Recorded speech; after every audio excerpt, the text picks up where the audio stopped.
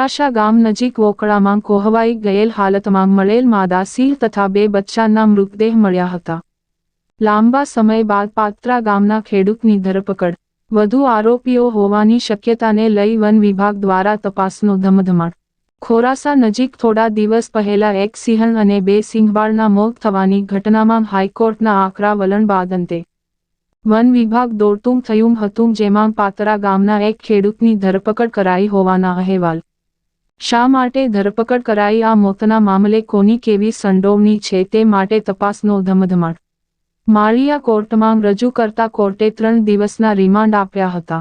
હજુ પણ આ બનાવમાં 1 કરતાં વધુ આરોપીઓ હોવાની શંકાના આધારે તપાસનો ધમધમાટ ચાલી રહ્યો છે। અજીત ડોડિયાને કોર્ટમાં રજૂ કરવામાં આવ્યો હતો। ખરેખર આ શખ્સ આ પ્રકરણમાં સંડોવાયેલ છે કે કેમ, વધુ વિગત મેળવાઈ રહી છે। સિંહણ અને બચ્ચાના મોત કેવી રીતે થયા, અનેક ચર્ચાઓ, વન વિભાગ સહિતનો તપાસનો ધમધમાટ। રિપોર્ટ પ્રતાપ સિસોદિયા।